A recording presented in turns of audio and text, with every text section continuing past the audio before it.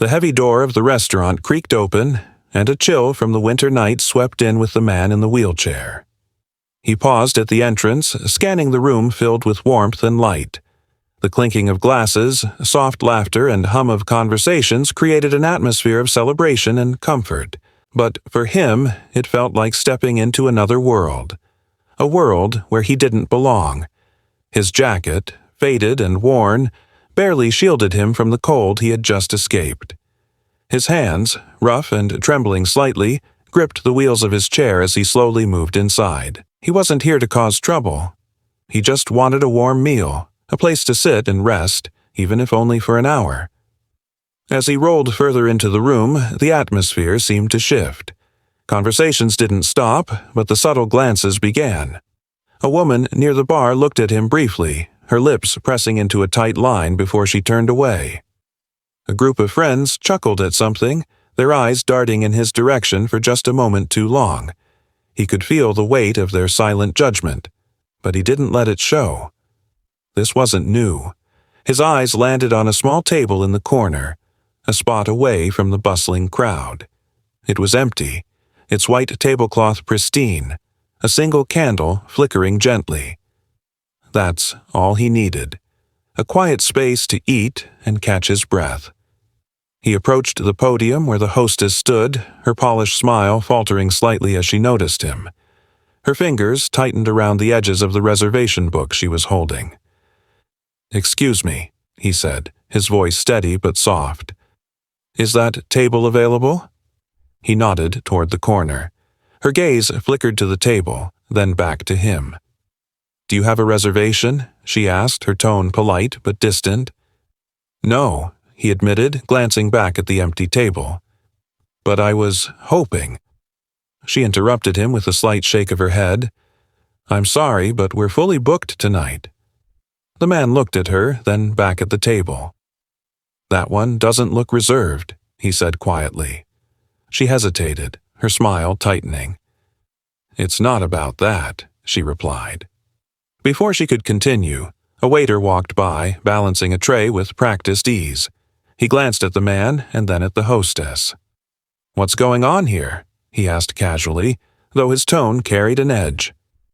"This gentleman was just leaving," the hostess said quickly, her words sharper now. The man straightened slightly in his chair. "I'm not leaving," he said firmly. "I just want a table. I won't be in anyone's way." The waiter smirked, his eyes narrowing. "Sir, this is an upscale restaurant. Maybe you'd be more comfortable somewhere. Less formal." The man's chest tightened, his fingers gripping the wheels of his chair. "I can pay," he said, his voice shaking slightly but resolute. "Sure," the waiter replied with a small chuckle, "but this place has standards." The whispers grew louder. A few diners looked away, embarrassed, while others exchanged amused glances. The man felt the heat rising to his face, but he refused to back down. Then, just as he opened his mouth to respond, a voice rang out from across the room. "Wait," it said, sharp and commanding. The room fell silent instantly. All eyes turned to the source of the voice, a woman standing near the back, her expression firm, her tone leaving no room for argument. The man froze, his heart pounding. Whoever she was, she had just changed the course of the evening. The restaurant was alive with energy. Laughter, quiet conversations, and the sound of clinking glasses filled the air. The smell of fresh bread and sizzling steaks floated through the room, making it clear this was a place where people came to enjoy themselves. Soft, golden lights from the chandeliers lit up every corner, bouncing off the polished silverware and sparkling glasses on the tables. Everything looked perfect. The white tablecloths, the small candles flickering gently, and the waiters gliding between tables with practiced ease. But for the man sitting near the entrance, this felt like a different world. The man sat in his wheelchair, hands resting on the wheels. His jacket was old and frayed, and he looked tired. He didn't come here to cause trouble or attract attention. All he wanted was a quiet meal and a place to rest for a while. His eyes kept going to a table in the corner. It was empty and tucked away, far from the busy crowd. It looked like the perfect spot, somewhere he could sit and not bother anyone. But despite being unoccupied, the hostess had told him the restaurant was fully booked. As he waited, he noticed the change. Conversations grew quieter. The cheerful laughter from a moment ago softened. People were glancing at him, quick looks that didn't last long but were hard to miss. A man at a nearby table frowned slightly before turning back to his food. A woman nudged her friend and whispered something, her eyes darting toward the wheelchair. A waiter passing by looked at him briefly but didn't stop. The man sat still, ignoring the stares and whispers. He was used to it, but it still hurt. The hostess stood at her podium, flipping through the reservation book. Her smile stayed in place, but it was stiff, like it took effort. The man moved his chair closer and cleared his throat. "Excuse me," he said, his voice steady. "Is that table in the corner available?" The hostess looked at him and hesitated. "I'm sorry, sir," she said. "We're fully booked tonight." He glanced at the empty table and then back at her. "No one's sitting there," he pointed out. Her smile faded a little. "That table is reserved," she said firmly. The man sighed. He wasn't asking for much, just a meal and a quiet place to sit. The smell of food reminded him how long it had been since he'd eaten something warm and fresh. "Please," he said softly, "I don't need much space. I just want to sit and have a meal." For a moment, the hostess looked like she might say yes, but then she straightened up, her polite smile returning. "I'm sorry," she said again. "There's nothing I can do." The man pulled his chair back a little and looked at the corner table again. It was still empty, the candle flickering gently. It was so close, yet it felt completely out of reach. Around him, the restaurant came back to life. The laughter grew louder again, and the whispers faded. But he still felt like he didn't belong. It wasn't just the table he couldn't have or the wheelchair that made him different. It was the invisible wall, the way people looked at him like he didn't belong in their world. He sat there quietly, gripping the wheels of his chair, unsure of what to do next. The room carried on around him, but the tension in the air seemed heavier now. Just as he thought about leaving, something happened that would change everything. The man sat quietly, waiting for someone to take his request seriously. But instead of help, he received cold glances and polite refusals. The hostess had already told him the restaurant was fully booked, but he couldn't help noticing the empty table in the corner. The waiter, who had passed by earlier, returned, his tray now empty. He stopped near the hostess, glancing at the man with a smirk.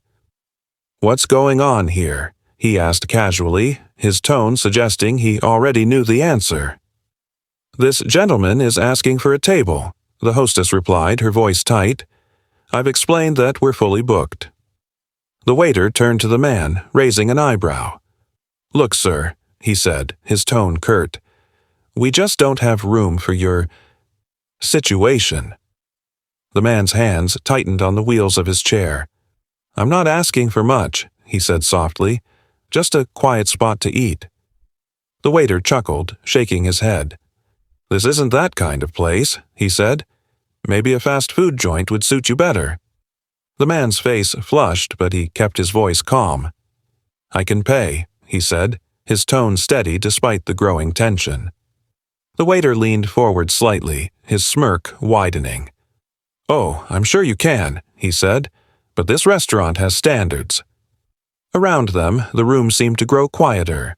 A few diners turned to watch, their expressions a mix of curiosity and discomfort. Some whispered to each other, their words too soft to hear but their glances sharp and unmistakable.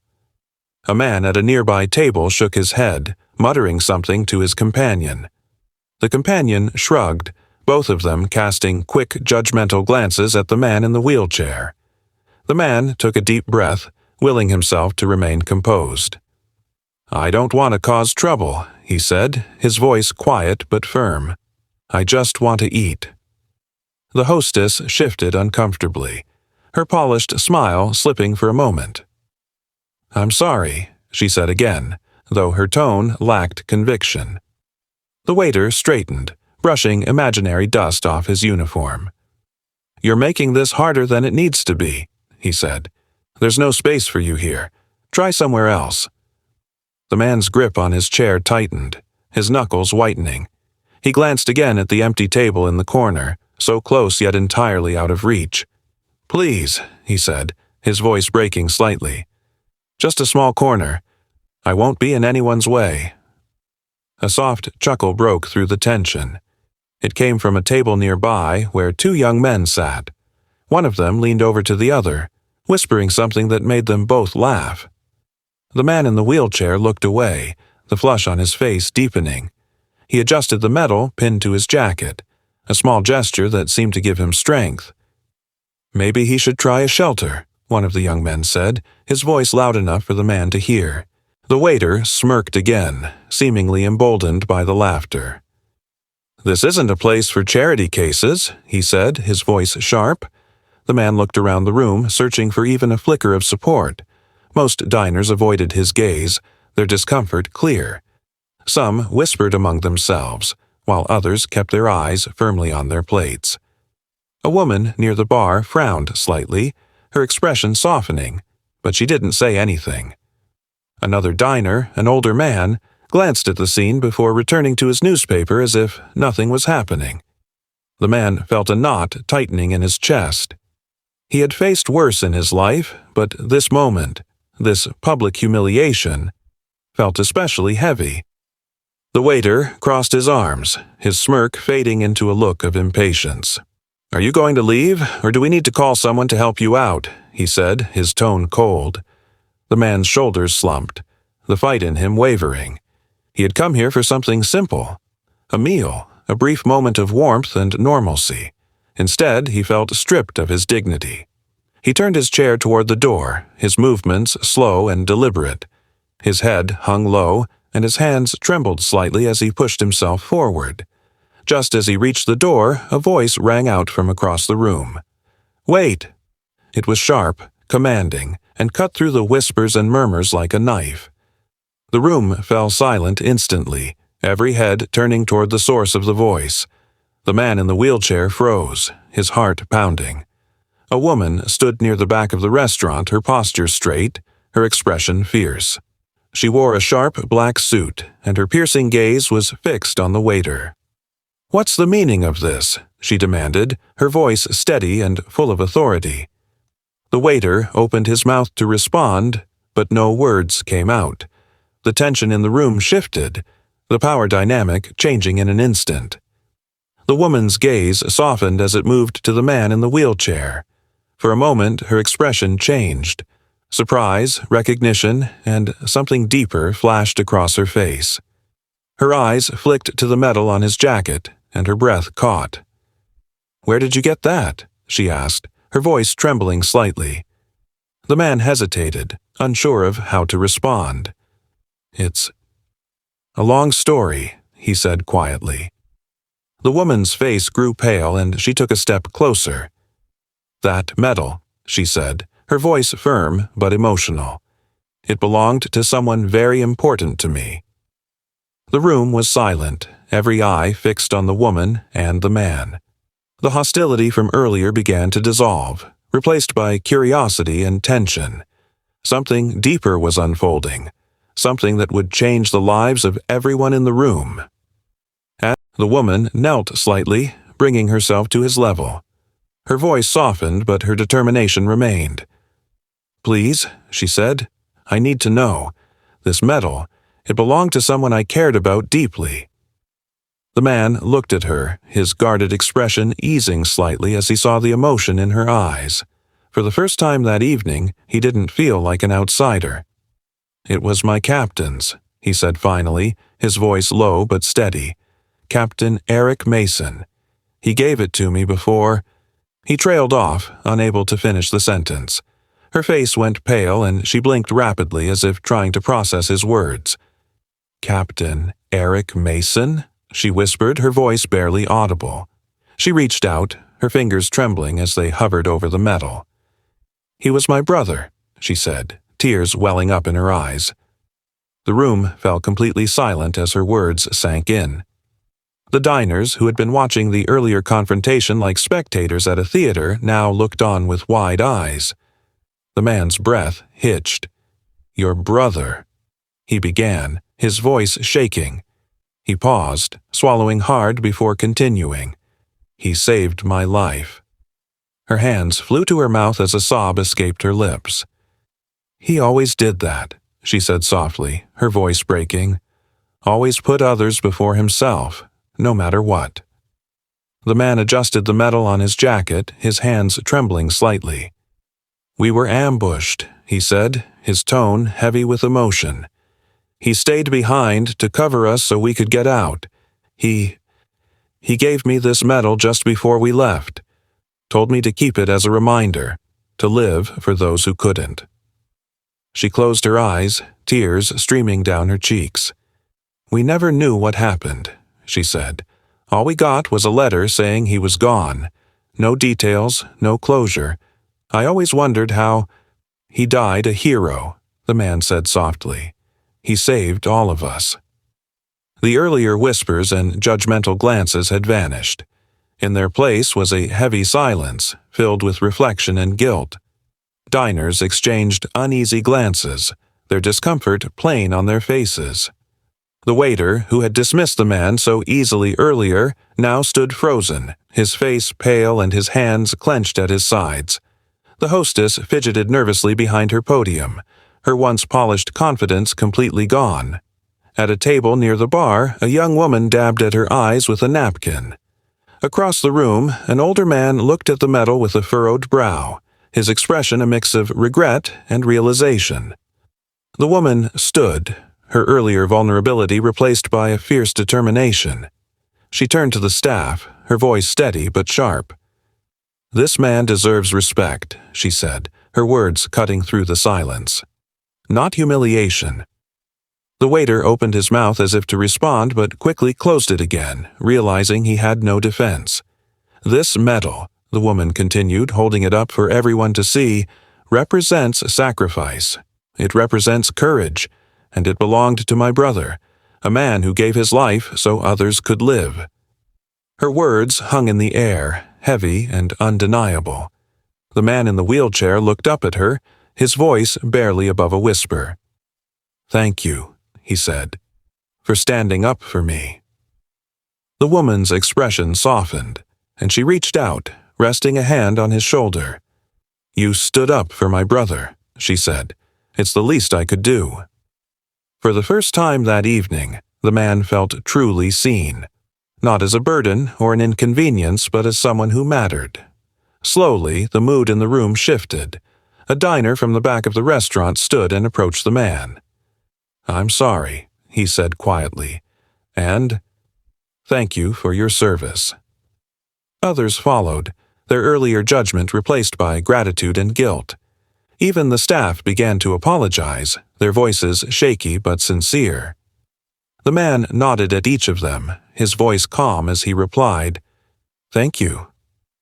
The woman stayed by his side, her presence a quiet but powerful reminder of what the evening had become.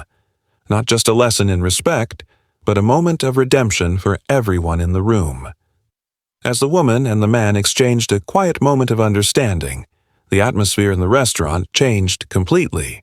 The revelation of their shared connection had left an indelible mark, but the evening wasn't over yet.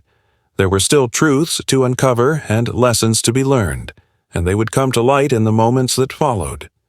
The room remained heavy with silence, each moment stretching like an eternity. The woman stood beside the man in the wheelchair, her hand still resting gently on his shoulder. Both their faces reflected the weight of unspoken pain, memories that had suddenly come to the surface. "This medal," the woman began, her voice faltering, "it belonged to my brother. He meant everything to me." The man lowered his gaze, his hand brushing the medal pinned to his chest. "Your brother," he said softly, his voice trembling, "was the bravest man I ever knew. He saved my life that day, and I've carried this medal ever since." The man took a deep breath, his voice quieter now. "I've carried this medal for years," he said, but it's never felt like it truly belonged to me.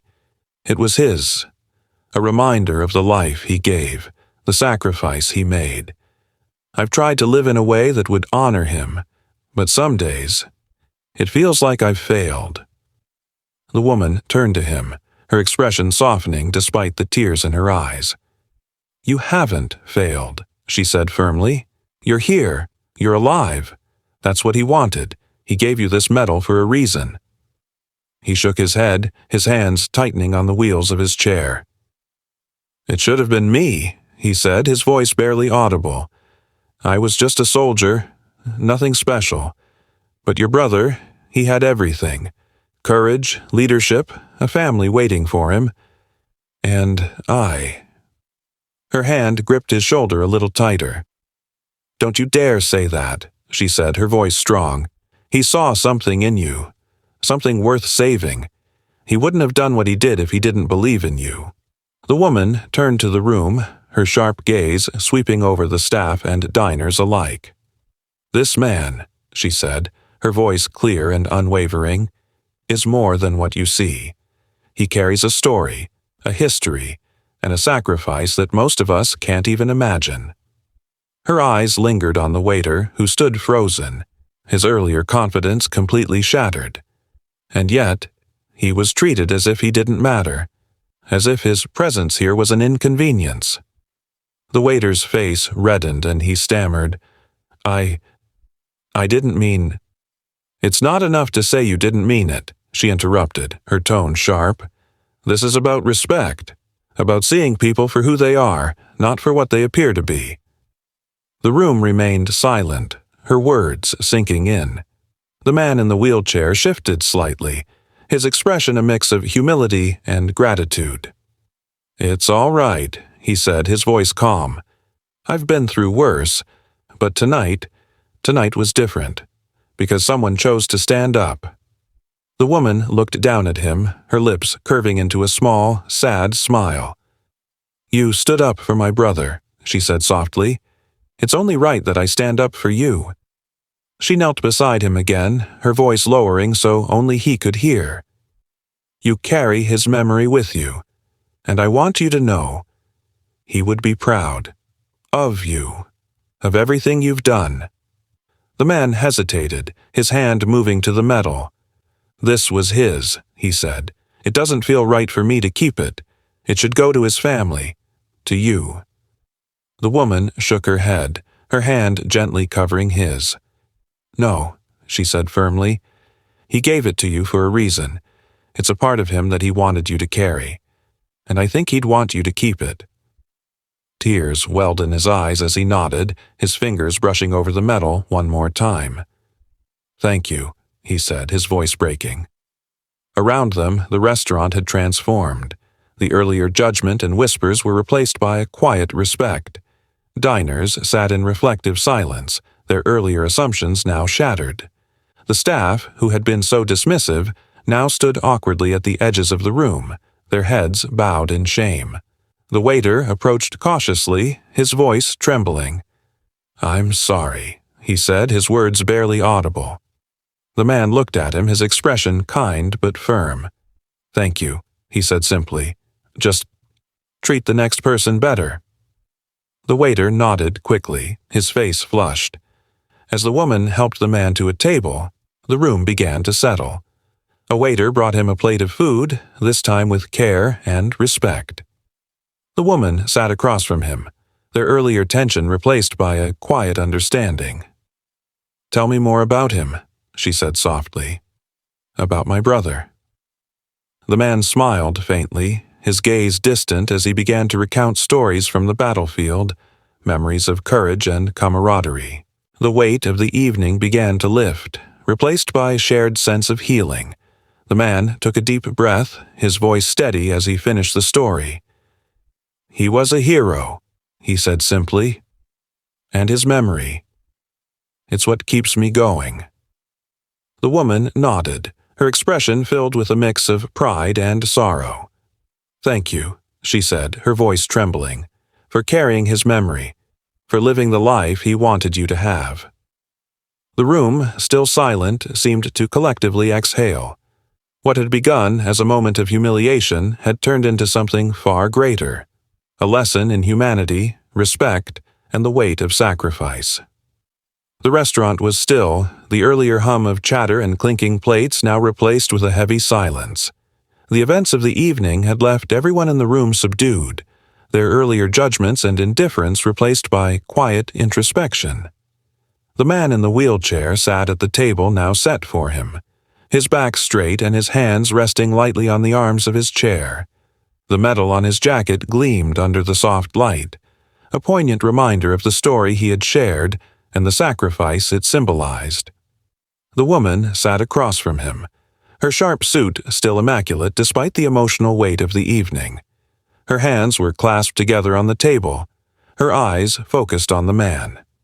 She spoke softly, her voice carrying both gratitude and sadness. "You've carried his memory for so long. I don't know how to thank you for keeping his spirit alive." The man gave her a faint smile. "I didn't do it alone. Every day his courage gave me strength. That medal, it's a reminder of him, but it's also a reminder of what I owe him, to live a life he'd be proud of. It's been a long time since I've thought about him," she admitted, her voice soft. "About my brother, but tonight, I feel like I know him a little better." The man set down his fork, his gaze meeting hers. "He was a great leader," he said, "but more than that, he was a good man. He believed in people, even when they didn't believe in themselves."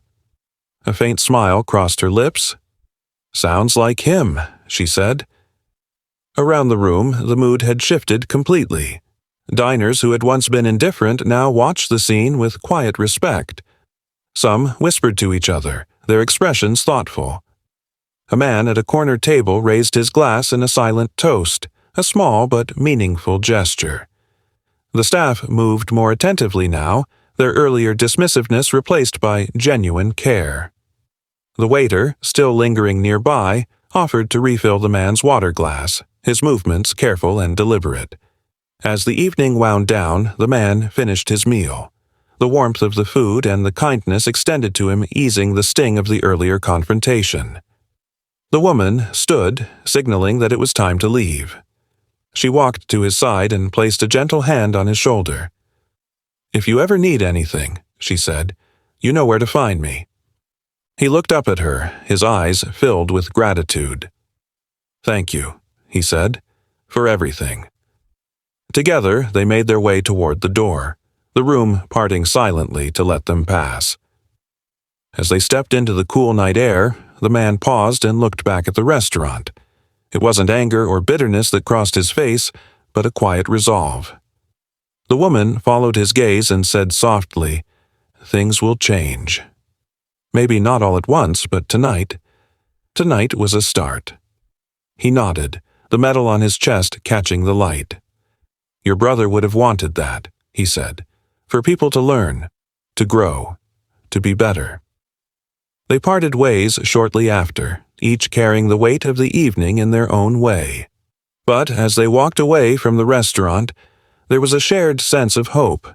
Hope that what had started as a moment of humiliation had transformed into something far greater. A lesson in humanity, respect, and the enduring power of kindness. Stories like this remind us of the power of kindness and the courage it takes to stand up for what's right. In the restaurant, judgment and indifference almost won the day. But a single act of bravery, the woman's choice to speak up, changed everything. It didn't just transform the man's experience, it left an imprint on everyone in that room, teaching them the value of compassion and the weight of their actions. We live in a world where it's easy to overlook someone's story. People pass by, make assumptions, and often fail to see the battles others are silently fighting. Yet, what if we paused? What if we chose understanding over judgment, action over apathy? If this story touched your heart, let us know your thoughts in the comments. How did it make you feel? What lessons will you take with you? Share your experiences of moments when you've stood up for someone, or when someone stood up for you. And don't let this message end here. Share this story with others because kindness and empathy are values that grow when they're spread. Together, we can create a world where everyone feels respected and included. Don't forget to like, subscribe, and hit the notification bell to stay connected with more stories that inspire, move, and remind us of what truly matters. Let's continue to learn, grow, and strive to make the world a kinder place, one story at a time.